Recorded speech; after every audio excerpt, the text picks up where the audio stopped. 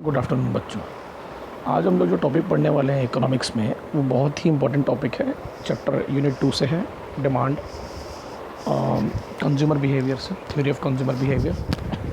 ठीक है, टॉपिक का नाम है कंज्यूमर सरप्लस। एक इंडिपेंडेंट टॉपिक की तरह इसको पढ़ना बहुत ही आसान है। आज की करंट सिचुएशन से बिल्कुल रिलेट करने वाला टॉपिक है।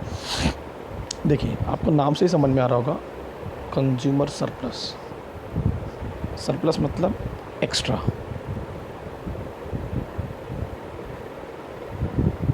इन टर्म्स ऑफ परचेजिंग पावर और इन टर्म्स ऑफ स्पेंडिंग, जितना आप खर्च कर रहे हैं उसमें एक्स्ट्रा। ठीक है, तो क्या लिखा उसमें? This concept was introduced definitely by the famous new classical economist Alfred Marshall. This concept occupies an important place not only in economics but also in economic policies of government। एक छोटा सा उदाहरण देता हूँ, अब ज़िंदगी भर नहीं भूलोगे। अभी लिकर की शॉप ओपन हुई थी कुछ दिन पहले, आपने देखा होगा। दिल्ली सरकार ने 70% का उस पर टैक्स लगाया, देखा होगा आप। तो मतलब 1000 रुपये की जो लिकर है, शराब की बोतल है, वो आपको 1700 रुपये में लगेगी। क्यों लगाया 70% का टैक्स? ऐसा क्या दिमाग में चल रहा था दिल्ली सरकार के? उनको ऐसा क्या ऑब्जर्वेशन उन्होंने किया? ऐसा क्यों उन्होंने किया? कितना सरप्लस ले रहे हो बताओ? 70% का सरप्लस ले रहे हो। ऐसा क्यों? क्योंकि उनको पता था कि लोगों की विलिंगनेस है। जितना लोग शराब के लिए मर रहे थे, अगर वो 100% का भी सरप्लस लगाते हैं तो शायद लोग पे करते। तो जब 70% में लोग ख़रीद रहे हैं तो अगली बार दिल्ली सरकार क्या कर सकती है? उसको 80 भी कर सकती है। तो what is that mean? Surplus मतलब कि कंज्यूमर कितना देना चाहता है, उसकी विलिंगनेस क्या है। विलिंगनेस चाहता है और एक्चुअली ही इज़ टू पे, और वो एक्चुअली कितना दे रहा है। लॉजिक है। तो ये सरप्लस का फ़ायदा सब उठाते हैं, चाहे प्रोड्यूसर हो, चाहे मैन्युफैक्चरर हो, चाहे रिटेलर हो। अभी अब देख लो, मास्क 50 रुपये का मास्क है अगर, तो अगर दुकानदार को, व्यापारी को, मैन्युफैक्चरर को समझ में आ गया कि कंज्यूमर के लिए बहुत ही नीडेबल चीज़ है, तो कितना पे कर सकता है कंज्यूमर? तो मान लो उन्होंने 100 रुपये रखे मास्क का प्राइस, जब वो पे कर रहा है तो सरप्लस कितना हो गया? 50। अब जब 100 पे कर रहा है तो 150 भी कर सकता है। लॉजिक समझ रहे हैं ना? So that is surplus. Consumer actually कितना पे करना चाहता है और कितना पे कर रहा है। ये तो एक एग्जाम्पल समझाया मैंने आपको। अब देखो, the demand for a commodity depend upon its utility. किसी भी चीज़ की डिमांड डिपेंड करती है उस कमोडिटी की यूटिलिटी पर। यूटिलिटी का मतलब क्या है? कि उस कमोडिटी में कितना पावर है या कितनी कैपेसिटी है ह्यूमन वांट्स को सेटिस्फाइड करने में। जैसे at present fruits, vegetables, mask, sanitizer, liquor, यही लोगों के भी ऑन डिमांड पे है सबसे ज़्यादा। अब जो वैक्सीन आएगी, मेडिसिन आएगी, वो ऑन डिमांड पे आएगी, तो वो महंगी हो जाएगी। If a consumer gets more utility from a commodity, अगर कंज्यूमर को किसी चीज़ से बेहतर यूटिलिटी मिल रही है, बेहतर सेटिस्फेक्शन मिल रहा है, so he will be willing to pay higher price. और नहीं मिल रही है तो he will not willing to pay higher price. अब शराब में मिल रही है तो लोग ख़रीद रहे हैं, मास्क में मिल रही है तो लोग ख़रीद रहे हैं, मेडिसिन में मिल रही है तो लोग ख़रीद रहे हैं। It has been seen consumer are generally ready to pay more for certain goods. हर गुड्स के लिए रेडी नहीं होते वो। Then what they actually pay for them, कितना पे कर रहे हैं और कितना वो पे करने के लिए रेडी है, ये कुछ लिमिटेड गुड्स के लिए है, हर गुड्स के लिए नहीं है। ये बात ध्यान रखना, ठीक है? मैंने आपको बता दिया, कुछ नेसेसरी गुड्स हो सकते हैं, कुछ मे बी सब एडिक्टेड गुड्स हो सकते हैं, इसको हैबिचुअल भी कहते हैं, और मे बी सब नीडी गुड्स जो अभी एट प्रेजेंट आपको लग रहे हैं। हर गुड्स के लिए हम सरप्लस नहीं देना चाहते। ये जो एक्स्ट्रा सेटिस्फेक्शन आपको मिल रहा है, which consumer get from their purchase, is called surplus. आप एक्स्ट्रा पैसे क्यों दे रहे हो? इतना पैसा क्यों दे रहे हो लोग मास्क के लिए, सैनिटाइज़र के लिए, शराब के लिए? क्योंकि उनको क्या मिल रहा है? Extra satisfaction. तो कंज्यूमर कितना सरप्लस देने के लिए रेडी है, उसी के हिसाब से प्रोड्यूसर क्या चार्ज करेगा अपने प्राइसेस। गवर्नमेंट क्या लगाएगी? टैक्सेशन लगाएगी। ये कमाने का ज़रिया हो गया ना, एक प्रकार का डिस्क्रिमिनेशन। तो इन्होंने इस कंसेप्ट को इंट्रोड्यूस किया मार्शल ने, कि excess of price which consumer would be willing to pay. दे नहीं रहा है, इतना देने को रेडी है। दे नहीं रहा है, इतना देने को रेडी है। बराबर है। And what he actually does पे, कितना पे कर रहा है और कितना पे करने को रेडी है। तो जितना वो पे करना चाहता है, वो जो एक्स्ट्रा, उसी को हम क्या कहते हैं, सरप्लस। 1700 रुपये की शराब है अभी दिल्ली में एग्ज़ाम्पल, तो वहाँ के दिल्ली के लोग 2000 रुपये देने को भी रेडी हैं उसी शराब के लिए। तो मतलब सरप्लस कितना हो गया, हिसाब लगा 300 रुपये। तो फिर तो वहाँ के जो प्रोड्यूसर है या जो मैन्युफैक्चरर है या डिस्ट्रीब्यूटर है या जो गवर्नमेंट है, वो और 300 रुपये तक का चार्ज कर सकती है, क्योंकि दे आर रेडी ना टू पे मोर। बराबर है। बराबर। तो एक छोटा सा उदाहरण के थ्रू समझाते हैं आपको, तो यहाँ पर आते पहले कि एक्चुअली कंज्यूमर कितना पे कर रहा है और वो कितना पे करना चाहता है। तो वो जो चाहता है वाला है ना, वो सरप्लस है, उसी के हिसाब से प्रोड्यूसर अपनी पॉलिसी बनाता है। एट प्रेजेंट डिजिटल जो आइटम्स है, डिजिटल आइटम्स आज की तारीख में, वो सरप्लस में है।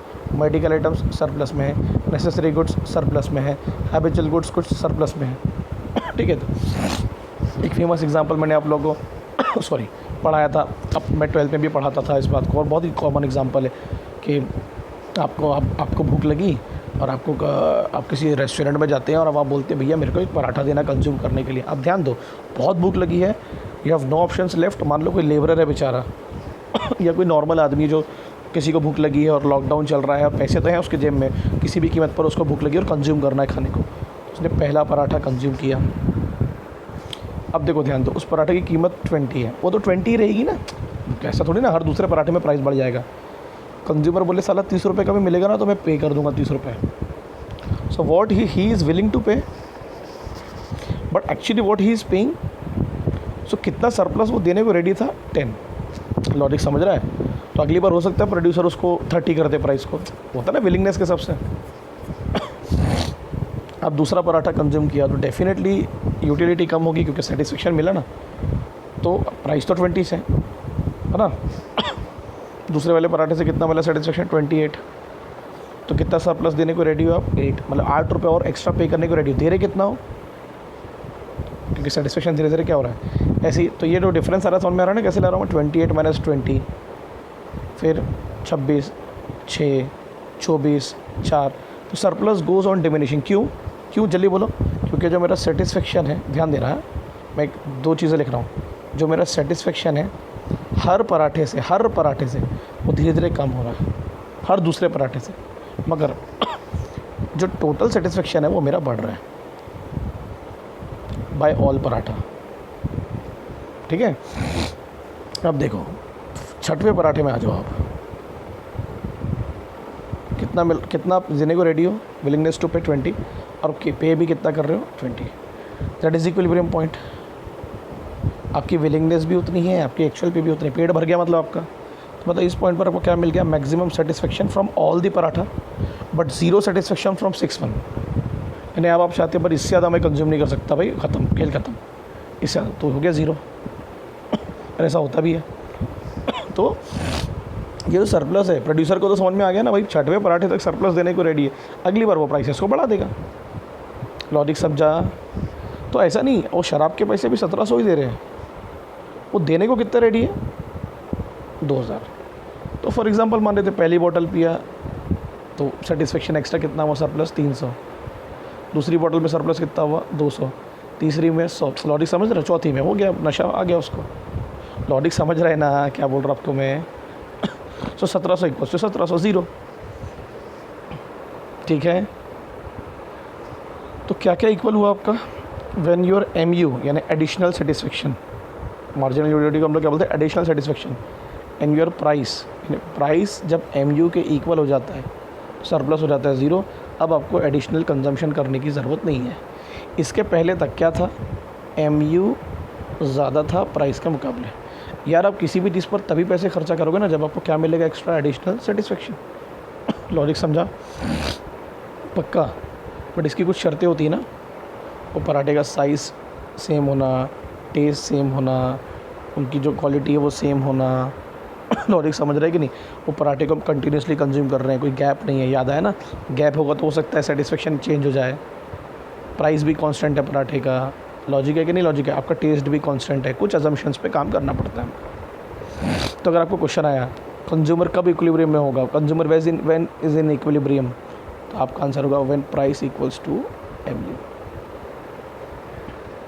Consumer get maximum satisfaction. और डिसइक्विलिब्रियम आया तो दो ऑप्शन होंगे, पहला when MU is more than price and when MU is less than price. MU मतलब एडिशनल सेटिस्फेक्शन, जिसको हम लोग यहाँ पर किसका नाम दे रहे हैं, सरप्लस का। क्लियर हुआ? तो कुछ चीज़ों को मैं अंडरलाइन कर दे रहा हूँ आप लोगों के सामने, और प्राइस भी पराठे का क्या है, सेम है, ये भी आपको ध्यान रखना है। ठीक है, देखो ये एक marginal is equal to price, ये हो गया, ये अंडरलाइन कर दिया मैंने। फिर आपको देखना है कि ये जो मार्केट है परफेक्ट मार्केट है, ये जो पराठा जहाँ बिक रहा है मतलब वहाँ बहुत सारी दुकानें हैं जो सभी पराठे बेच रहे हैं और सबका प्राइस सेम है, दैट इज़ परफेक्ट मार्केट। ठीक है, और जो एक्स्ट्रा वो पे करना चाहता है, पे कर रहा नहीं है, करना चाहता है, उसी को हम क्या बोल रहे हैं, सरप्लस। ठीक है, समझ में आया? आपको पूरा समझ में आ जाएगा। अभी देखो ना, लग्जरी गुड्स पे सरप्लस एक्सपेक्ट करते हैं ना हम लोग। अभी अमेज़ॉन वाला क्या देखेगा, यार लोग तो बहुत ज़बरदस्त सब्सक्रिप्शन पे कर रहे हैं 199 वाला, तो अगली बार क्या कर देगा, उसको 299 कर देगा। मतलब लोग तो 300 रुपये देने को भी रेडी हैं। मतलब उसको समझ में आया कि जब लोग 199 देने को रेडी हैं, है ना, इवन लोग तो 300 रुपये देने को भी रेडी है सब्सक्रिप्शन के लिए, तो अगली बार वो हो सकता है प्राइस कितना कर दें, 299। ऐसे पॉलिसी बनाई जाती है। ठीक है, क्लियर हुआ? अब इसी को ग्राफिकली रिप्रेजेंटेशन के रूप में देख लेते हैं। बहुत ही आसान है, चिल्लर है, कुछ नहीं है इसमें। मैं साइड में ग्राफ बनाता हूँ। यहाँ अमाउंट ऑफ कमोडिटी है, वाई एक्सिस में क्या है आपका, प्राइस और MU। ठीक है, एग्री करते हो? समझ लो ये जो है OP जो प्राइस है वो 20 है, समझ लो क्या है ही, ऊपर 20 दिया था ना, और आपको जो पहली यूनिट से जो सेटिस्फेक्शन मिला वो कितना मिला, सर पहली यूनिट से तो मेरे को 30 मिला, तो यहाँ 20 है तो यहाँ कहीं 30 होगा। एग्री करते हो मेरी बात से? और ये यूनिट्स के अमाउंट है, पहली पराठा, दूसरा, तीसरा, चौथा, पाँचवा, छठवा, सही बोल रहा हूँ मैं? पहली वाली में आप पैसे कितने पे कर रहे हो, 20, बट पे कितना करना चाह रहे हो, 30। लॉजिक समझा? तो पहली वाली से जो आपको सेटिस्फेक्शन मिल रहा है, ध्यान देने का, बिल्कुल ध्यान देने का। कितना मिल रहा है, ये हो गया +10। हुआ कि नहीं हुआ? सही बोल रहा हूँ ना मैं? अब दूसरी वाली पे कितना पे कर रहे हो, उस पर भी 20 पे कर रहे हो, बस सेटिस्फेक्शन धीरे धीरे क्या हो रहा है, 28 हुआ, तो और नीचे आएगा। ये लाइन दिख रही है, ये लाइन और नीचे आएगी, फिर और नीचे आएगी, और नीचे आएगी। छठवीं वाली पे क्या हुआ, आप पे भी 20 कर रहे हो और आपको मिल रहा भी कितना है, 20, तो ये पॉइंट हो गया QR वाला। सातवीं वाले में जाओगे तो आप पे कर रहे हो 20, मिल रहा है आपको 18 है, तो वो और अब यहाँ आ जाएगा, यहाँ तो सेटिस्फेक्शन ही नहीं। तो ये जो ग्राफ है, ये ग्राफ ऐसा आया, ये जो वाला पोर्शन है ये, इसको हम बोल रहे हैं सरप्लस। लॉजिक समझा? तो OP हो गया आपका प्राइस 20 का, और ये जो PY है, ये PY हो गया आपका 10, that is surplus, that goes on diminishing. समझा?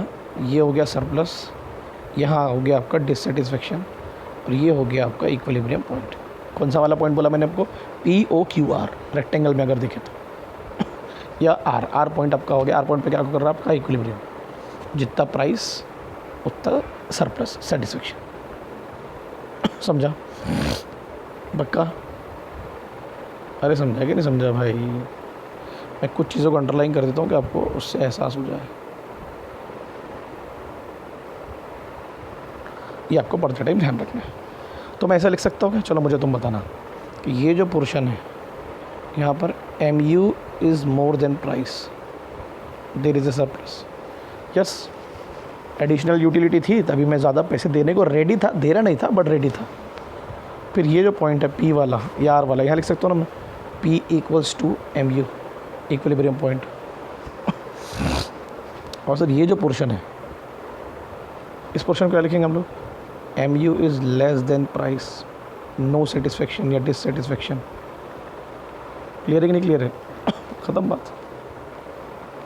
तो आपसे कोई भी पूछेगा कि ये जो शेडेड पोर्शन ये क्या है, तो आपका आंसर होगा सरप्लस, जो डिमिनिश हो रहा है, कम होते जा रहा है धीरे धीरे, 30, 28, 20 ऐसे हो रहा है ना, हो रहा है कि नहीं हो रहा है? और ये जो पोर्शन है आपका, ये लाइन का, ये क्या शो कर रहा है, 20, और ये जो पोर्शन है फिर ये क्या है, 20 के नीचे। है ना। तो ये जो लाइन क्या शो कर रही है, the satisfaction goes on diminishing, the surplus goes on diminishing, left to right, negative slope. Negative slope समझता है आपका, जब दो वेरिएबल में कैसा रिलेशन होता है, इनवर्स। तो कौन से दो वेरिएबल की बात कर रहे हैं हम लोग यहाँ पर, एक अमाउंट ऑफ कमोडिटी जो बढ़ रही है कि नहीं बढ़ रही है, समझ लो ये 6th कमोडिटी है यहाँ पर, मानना ही पड़ेगा ना। और किसका रिलेशन, मार्जिनल यूटिलिटी का, क्योंकि प्राइस तो कांस्टेंट है। तो एम क्या हो रहा है, धीरे धीरे कम हो रहा है, और यूनिट्स क्या हो रहे हैं, बढ़ रहे हैं। तो रिलेशनशिप क्या है, नेगेटिव। तो स्लोप कौन सा आएगा, जल्दी बोलो, लेफ़्ट टू राइट। समझा, पक्का, बहुत ईजी है, आराम से आ जाएगा। ओके, आपको क्वेश्चन भी आएगा स्लोप डाउनवर्ड की है, तो आपका आंसर क्या दोगे, M U goes on diminishing, है ना। जैसे जैसे कंज्यूमर एक्स्ट्रा यूनिट्स बाय कर रहा है, वैसे वैसे एम यू क्या हो रहा है, फॉल्स। और उसकी कुछ शर्तें मैंने आपको बताया, continuous consumption, size of paratha should be same, price remaining constant, ठीक है।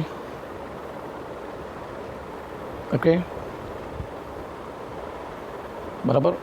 कुछ लिमिटेशंस है वो देख लेते हैं, कुछ हाइपोथेटिकल और इल्यूजरी बातें हैं जिसको हम लोग समझने वाले हैं यहाँ पर। उसमें ऐसा है कि consumer surplus can not be measure precisely, it is difficult to measure the marginal utility of different units.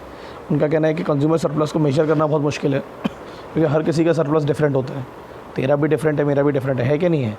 और कौन नेसेसरीज़ में जो होता है, necessaries the marginal utility of earlier units are infinitely large, क्योंकि जीने के लिए गुड्स चाहिए ना नेसेसरीज़ वाले, तो उनकी जो मार्जिनल यूटिलिटी होगी वो इन्फाइनेटली लार्ज होती है। तुम सरप्लस कहाँ से डिसाइड करोगे। अब किसी को अगर पानी चाहिए, किसी को खाना चाहिए, तो किसी को अब घर जाना है अपने, अब उसके लिए कितने रेट पैसे देने को रेडी होगा नहीं बता सकते ना, इन्फाइनेटली लार्ज है। अब मेरे एक पहचान के हैं, उन्होंने बोले हम एक स्टेट से दूसरे स्टेट गए, सिर्फ 100 किलोमीटर का रास्ता था, हमने 15,000 रुपये दिए। अब कोई 25 दे रहा होगा, कोई 5 दे रहा होगा, तो वी कैन नॉट सरप्लस। जो लोग अभी नेसेसरीज़ है ना, ये नेसेसरी चीज़ है। जो लोग इंडिया के बाहर है, ये इंडिया हो गया अपना, मैंने गंदा सा मैप बनाया तो अच्छे देश का अपने। अब जितने लोग अभी इंडिया के अंदर आ रहे हैं वो तो इन्फाइनेटली पैसा देने को रेडी होंगे, तो लूट सकते हैं उनको अपन, ठीक है। तो नेसेसरीज़ में आप सरप्लस निकाल नहीं सकते, जो आपको भी लग रहा होगा कि मुश्किल है। तभी तो सब्सिडी देती ना सरकार, हर किसी के बस का नहीं होता सरप्लस देना। The consumer surplus derived from a commodity is affected by availability of substitute. जिस कमोडिटी को आप कंज्यूम कर रहे हो, अगर उसके सब्सिट्यूट अवेलेबल होंगे तो फिर सरप्लस ज़्यादा नहीं होगा। क्यों, आप बाजू वाली दुकान में, और उसी एग्जांपल के तौर पर उसी शॉप में जब मैं पराठा कर रहा था, और मैगी भी मिल रही है और पिज़्ज़ा भी मिल रहा है, तो सब्सिट्यूट्स है ना, ये नॉर्मल सब्सिट्यूट्स है कि नहीं है, तो हो सकता है मैं वो खा लूँ। तो फिर पराठे का तो वो जो ग्राफ बना, जो टेबल बना, वो बनेगा ही नहीं। लॉजिक समझ रहा है, if there are substitutes available. यानी हमको देखना है कि जो कमोडिटी हम कंज्यूम कर रहे हैं उसका कोई भी सब्सिट्यूट नहीं है, तभी तो उसको हम इन्फाइनेटली कंज्यूम कर रहे हैं। क्लियर है। तो ये चीज़ों को अंडरलाइन करते जाना है, तो मैं अंडरलाइन करते जाता हूँ। मेजर करना मुश्किल है, नेसेसरीज़ में पॉसिबल नहीं होगा, इनफाइनाइट होता है। अवेलेबिलिटी सब्सिट्यूट होगी तो मुश्किल होगा। दूसरी बात, ये जो आर्टिकल्स होते हैं, जो प्रेस्टीज आर्टिकल्स होते हैं जिसको हम दिखावे के लिए खरीदते हैं, वहाँ सरप्लस कैसे डिसाइड करोगे। उसका रीज़न है क्योंकि आप एक से ज़्यादा खरीदते नहीं हो, क्योंकि वो रेयर आर्टिकल्स होते हैं, रेयर आर्टिकल्स, प्रीशियस आइटम्स। तो उनका जो सरप्लस होगा, एक तो कंजम्पशन नहीं होता उनका, आप दिखावे के लिए खरीदते हो, तो इनकी यूटिलिटी निकालना बहुत मुश्किल है। लॉजिक है कि नहीं। दूसरी बात, एक समय के बाद इनकी यूटिलिटी कम हो जाती है, आपने खरीद तो लिया, सही है कि नहीं सही, क्योंकि यूज़ नहीं है ना, it is more for show off. अब कौन कितना पे करना चाह रहा है डायमंड पे, कार पे, विंटेज कार पे, पुरानी चीज़ों पर, रेयर आर्टिकल्स पे, वो भी बहुत मुश्किल होता है हमारा निकलना। इसलिए पेंटिंग्स होती है ना महंगी महंगी, तो 1 करोड़ की पेंटिंग है तो उसकी बोली लगती है, तो बोले 5 करोड़ में बिक रही है। अब वो सरप्लस कैसे निकला हम क्या बताएं, तो उसका कोई रूल नहीं है हमारे पास में एग्जैक्टली फाइंड आउट करना, ठीक है। और consumer surplus can not be measure in terms of money because the margin, उसका रीज़न बता रहा हूँ मैं आपको। उसका कहना ऐसा है कि जो वैल्यू ऑफ मनी है, एडिशनल वैल्यू ऑफ मनी है, वो हर कंज्यूमर के हिसाब से डिफरेंट है। रिच के लिए वैल्यू कम है, पुअर के लिए वैल्यू ज़्यादा है। तो हो सकता है इसका सरप्लस ज़्यादा हो, इसका सरप्लस कम हो। लॉजिक समझा, क्लियर है कि नहीं। क्योंकि जैसे जैसे हम पैसा खर्च करते हैं, देखो जैसे जैसे हम पैसा खर्च करते हैं वैसे वैसे पैसे की वैल्यू बढ़ती है, मगर ये सबके लिए नहीं होता ना। लॉजिक समझ रहा है। ठीक है, तो हमने ऐसा अज्यूम कर लिया है कि the value of money is constant for all. ये बहुत ही अनरियलिस्टिक अजम्पशन है, क्योंकि सबके लिए सेम नहीं हो सकता, क्योंकि सबका परचेजिंग पावर और इनकम डिफरेंट होती है। याद आ रहा है कुछ? हमने DMU में पढ़ा था ये सब। ठीक है, नेक्स्ट क्या है? The concept can be accepted if it assume that utility can be expected in terms of money. Many modern economics believe that it is can not be done. उनका कहना था, जैसे हमने यहाँ मनी में ऑब्जर्व किया 20 रुपये, अब हो सकता है कि 20 रुपये किसी के लिए बहुत ज़्यादा हो, किसी के लिए बहुत कम हो, तो ये रूल सबके लिए समान एप्लीकेबल नहीं हो सकता। ठीक है, कई लोग कहते हैं कि सिर्फ मनी में ही मेजर होगा, कई लोग कहते हैं नहीं, कुछ और चीज़ों के लिए भी मेजर कर सकते हैं। ठीक है, अब इसके कुछ प्रैक्टिकल इम्प्लीकेशंस है, वो पढ़ते हैं हम लोग। तो इसके लिमिटेशन समझ गई? सब मेजर नहीं कर सकते, नेसेसरी गुड्स में नहीं होगा, जहाँ सब्सिट्यूट होंगे वहाँ नहीं हो सकता। ठीक है, प्रेस्टीज आर्टिकल्स पे पॉसिबल नहीं है फाइंड आउट करना। ठीक है, मनी में आप कैलकुलेट नहीं कर सकते, क्योंकि value of money is different for all, additional value of money is different for all. Clear है? और इनका कहना है कि सिर्फ मनी में ही होगा, कई लोग इससे एग्री नहीं करते हैं। अब इसकी कुछ प्रैक्टिकल एप्लीकेशंस है, जो मैंने आपको एक शराब वाला समझाया, वो तो समझ ही गया होगा। मास्क वाला बताया मैंने आपको भी, लोगों के लिए बहुत ज़्यादा सरप्लस है ना उसमें। देखो ना आप, अभी फ्रूट सब्जियां एक्स्ट्रा सरप्लस देने को रेडी रहो। देखो क्या लिखा है इसमें, सरप्लस कितना आपको वेलफेयर मिल रहा है, people gain from consuming goods, उस पर सरप्लस चार्ज होता है। तो जो भी बिज़नेस फर्म होती है वो उसी के हिसाब से तो लगाएंगे ना सरप्लस। तो सबके लिए सेम होगा क्या? सब मार्केट के लिए सेम हो गया? नहीं sir, it is different from customer to customer. कौन से लोग ज़्यादा सरप्लस देने को रेडी? चलो बोलो, अमेज़ॉन और नेटफ्लिक्स। अगर उसके बाद अर्बन और रूरल दो जगह पर देखा जाता है अमेज़ॉन नेटफ्लिक्स, एग्जांपल समझा, रूरल मतलब छोटे शहर, कहाँ पर लोग ज़्यादा रेडी होंगे सरप्लस देने के लिए? अर्बन सेगमेंट्स में। अर्बन सेगमेंट में भी कहाँ? मेट्रोज़ में। लॉजिक समझ रहे हैं ना? आपको मार्केट सेगमेंटेशन करना पड़ता है, मतलब मार्केट को डिवाइड करना पड़ता है आपको, तभी तो 2 रुपये का भी सर्फ एक्सल आता है, 5 रुपये का भी आता है, 10 का भी आता है, 100 रुपये का भी आता है, 200 रुपये का भी आता है।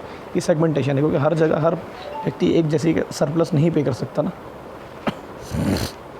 तभी तो 300 रुपये का भी मास्क है, 15 रुपये का भी मास्क है। लॉजिक है ना इसके पीछे।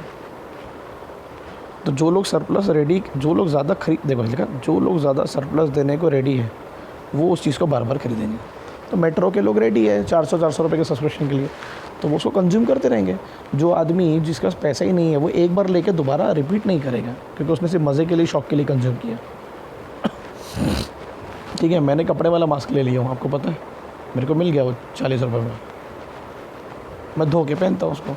अब जो लोग अफोर्ड कर सकते हैं 300 रुपये के मास्क 3 दिन पहनने के, फेंकने के लिए, तो वो हर 3 दिन में 300 रुपये खर्च कर सकते हैं। उनके लिए बना है 95 मार्क्स या एग्जाम्पल के तौर पर। ठीक है, तो बिजनेसमैन के लिए तो बहुत ही अच्छा है ना प्राइस डिसाइड करने के लिए कि कहाँ कौन कितना देने को रेडी है। आपको आइडेंटिफाई करना पड़ेगा अपने कंज्यूमर को, और इलास्टिसिटी देखनी पड़ेगी। अगर वहाँ इलास्टिसिटी लेस है, मतलब ज़्यादा फ़र्क नहीं पड़ने वाला प्राइस बढ़ाने से, तो आप बढ़ाओ प्राइस को। अभी ट्रांसपोर्टेशन देखो कितना महंगा होने वाला है, क्योंकि लोगों के लिए बहुत ज़्यादा जान जिगर वाली चीज़ हो गई हो।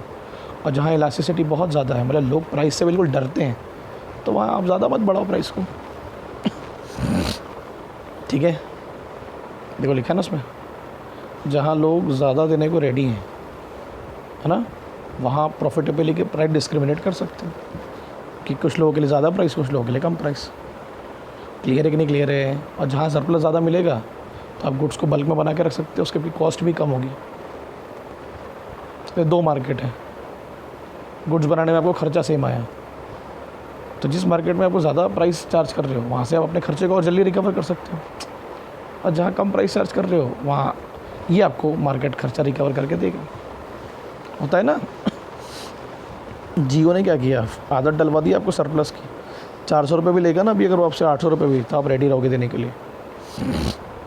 ठीक है, क्लियर है? डिपेंड करता है कौन से गुड्स पे भी है। कंज्यूमर सरप्लस का नॉलेज आपको होना ज़रूरी है। कंज्यूमर कंसिडर, जब बिजनेसमैन जब प्रोडक्ट के प्राइस को बढ़ाता है, तो जो consumer small amount of surplus देने को रेडी है, ज़्यादा देने को रेडी नहीं है, तो वो उस प्रोडक्ट को दोबारा नहीं खरीदेंगे। वो बोलेंगे भाई बस काफ़ी है ना, तो उससे आपकी सेल्स कम हो जाएगी। लॉजिक समझा? छोटे शहरों में आप नहीं कर सकते ऐसा। बराबर है कि नहीं बराबर है? जैसे अभी सरकार ने मान लो डिसाइड की कि रेलवे में हम कॉस्ट बढ़ाएंगे, तो किसकी कॉस्ट बढ़ाएंगे? पहले देखो, जनरल वाले देने को रेडी नहीं है सरप्लस, स्लीपर वाले देने को रेडी नहीं है ना, तो एसी से ले लो, तभी तो एसी की टिकट बहुत महंगी होती है। सही समझ में आ रहा है? मैं तो समझा रहा आपको। इसलिए तो हर प्रकार के प्रोडक्ट निकलते हैं ना यार, ठीक है। और कंज्यूमर के लिए, फाइनेंस मिनिस्टर के लिए भी इम्पोर्टेंट होता है कंज्यूमर सरप्लस। अमीर आदमी ज़्यादा टैक्स पे कर सकता है तो उस पर डायरेक्ट टैक्स ज़्यादा लगाते हैं, गरीब आदमी नहीं पे कर सकता, सरप्लस नहीं है तो उस पर डायरेक्ट टैक्स कम लगाते हैं। तो more on the rich, less on the poor. Clear है कि नहीं क्लियर है? फिर इनडायरेक्ट टैक्सेशन के लिए भी काम आता है जीएसटी।